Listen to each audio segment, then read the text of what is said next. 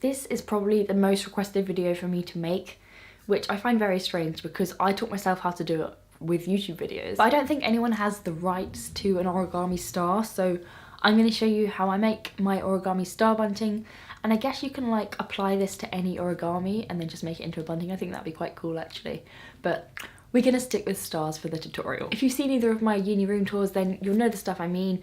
I have it like hung up on my wall, or I had it around my mirror last year. I don't actually have it in this room yet because I haven't finished unpacking. I've been here a month. Also, the one I originally made doesn't really fit the colour scheme of this room, which is basically all pink. I taught myself how to make the origami stars during my first year of uni. I'm sure by now you know I talk about it all the time. I can't shut up about it.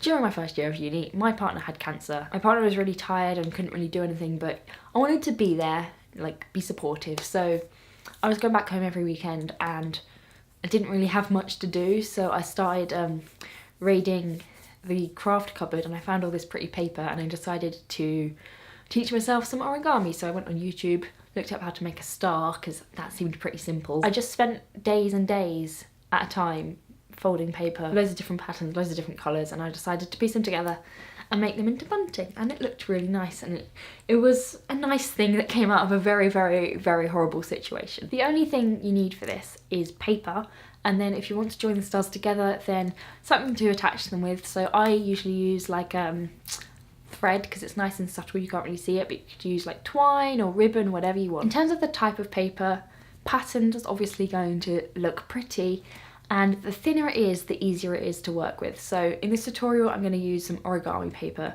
but in general I use slightly thicker paper because I like the patterns of them more, and it's a lot more easily available. Like you can just buy it on eBay or whatever. So you can buy books of pattern paper or scrapbooking paper from like Hobbycraft, or I mean, to be honest, anywhere probably sells them. The ones that come in sets with sort of different complementing patterns are really great because then the bunting stars can be all cohesive and you don't have to think about it yourself. So I often do that. My go-to sizes are either 15 by 15 or 20 by 20 centimeters, and I prefer the 20 by 20 just because the stars are a bit bigger obviously, but the 15 by 15 seem to be a lot more like easily accessible in craft shops and stuff. Like that's just the size that paper tends to come in, either that or like massive. So starting with this square paper, the one I'm using here is Origami and it's 15 by 15 centimeters. The first thing we need to do is turn it into a pentagon, which I know sounds completely counterproductive because I just told you you needed a square, but just trust me, go with it. I do know what I'm doing. Starting with the paper pattern side down, you want to fold it in half from the bottom up. Now taking this bottom left hand corner, if you fold it up so that the left side is now in line with the top, make sure the folds are really nice and tight.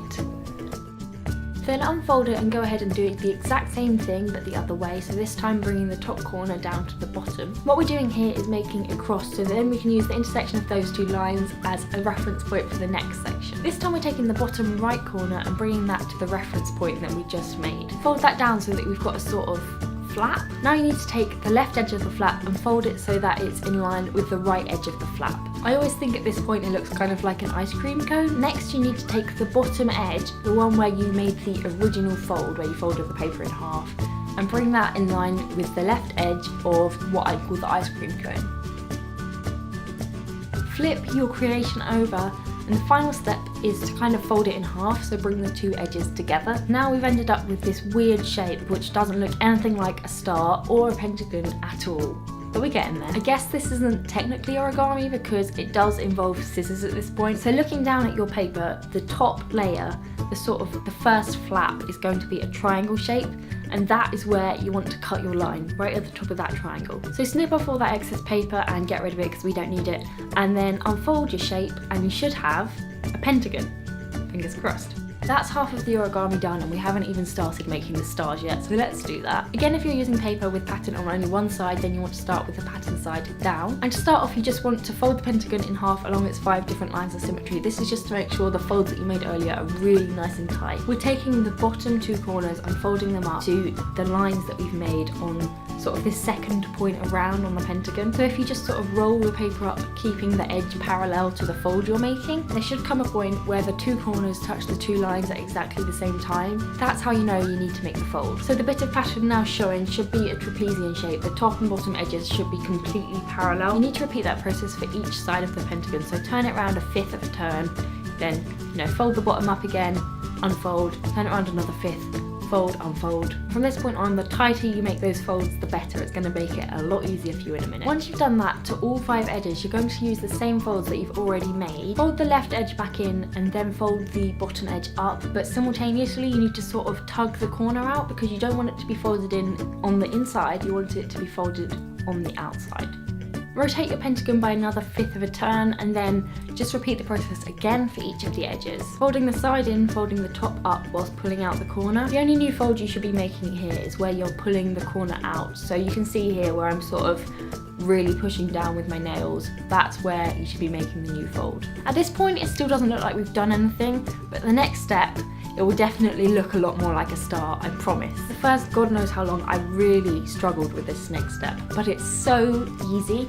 I was watching so many different YouTube tutorial videos and I just couldn't see how they did it. So I'm going to try my best to explain this really clearly, but I think we all know that words are not my strong point. Looking at your pentagon, the 5 corners are going to become the points of your star, and the middle of each edge is going to go inwards and be like in the middle of the star. This takes a little bit of practice, but after a couple of goes at it, it does become like second nature. You need to take the middle of each edge into the center of your pentagon, and as you do this, you'll see the points of the star starting to form. It takes a little bit of sort of shuffling your hands around, but you'll get used to it. And because of all the folds that we've already made, it's really simple and it just sort of pops into the position that we want it to be in, which is great. Once those 5 edges are now in the center and are sort of making their own 5 points, you need to sort of just push them together and they'll fold into each other and the star will become flat and actually be a star shape. They need to be sort of layered up so that it's like one corner on top of the other corner in a little circle and they suddenly just into place. I'll show you again just so you can really see what I mean. And we finally have a star shape. There is unfortunately one more step to go through to make the star look more polished. So flip it over and you'll see that we have another pentagon on the other side. We're going to get rid of this and we're going to do that by folding each point of the star in half. The more accurately you fold them in half, the better. And the firmer you can be with those creases you're making, the better, because all the paper's going to be meeting in the middle point of the star and you want them to be as compact as possible so that they actually fold and slot on top of each other. Again, you have to do this 5 times, once for each point of the star. The final edge can be quite fiddly because you have to fold and sort of tuck into the middle at the same time. As you do it, you'll see what I mean. But that last one can be quite tricky to sort of slot into place with the other ones. But once you've done that, you've got your first star, and now you just have to repeat that like 10 more times to make a whole string of them. And the more you do it, the easier it will become. I know the first time seems kind of lengthy and maybe a bit fiddly. With practice it does become like second nature, and I always find myself doing it with receipts at work without even thinking about it, and I'm just making all these little stars pile up when there are no customers around, which I don't think my supervisor ever really appreciates. The final thing there is to do is attach some kind of string to them. I use thread, like I said, and I just kind of sew them together. I go through the point of each star and kind of loop it around each point. You don't even have to go around each point, you can just go sort of straight through, and then you can sort of rearrange the position of the stars a bit if you want a gap somewhere or anything, which is nice. It's kind of more customizable, but I tend to stick to my sort of looping round method to make sure that they stay in the positions that I left them in. If you want to use ribbon or string, then you could cut a sort of slit in the inside of the star. That could work quite nicely, or you can even just blue tack them. So there you go, after 2 years you finally have a tutorial on how I make my origami garlands. They're pretty simple, but they do look great in the background of my videos or just to jazz up your uni room. I really hope this tutorial was easy enough to follow. Really hope it was. Let me know if you do make these. I'd love to see your creations, like tag me on Instagram or Twitter. That's the only social media I really have, isn't it? So yeah, one of those two. Thank you so much for watching, and I'll see you very soon. Bye!